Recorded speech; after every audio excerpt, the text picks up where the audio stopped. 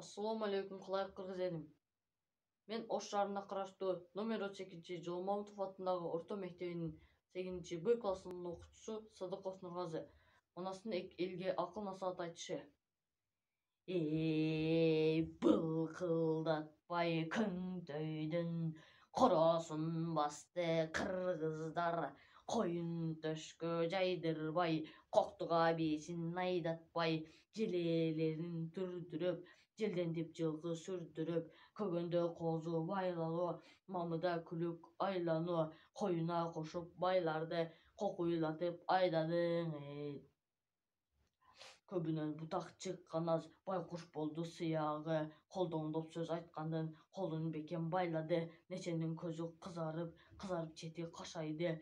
Абышка кемпир заркашап келгендерден жалбарды, мурункудай дердеңдеп буруттерге албарбы. Байыркы кыргыз кептенип, булардын өңү саргайды, эл чогулуп жыйылып, көгөйүн толуп калганы.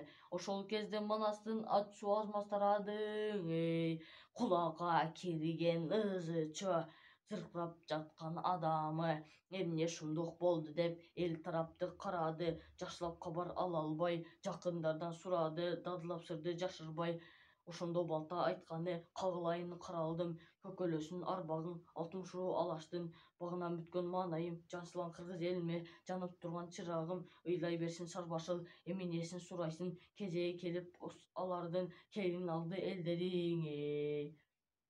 Келе бери дегенде керектүүсүн бергенбиз, орнотуп жерге мамыны аркандай кемеге киргенбиз. Айдасак качат байла деп, тегиз асый карма деп, бузасың майын агызып, ат жөлөт айда деп.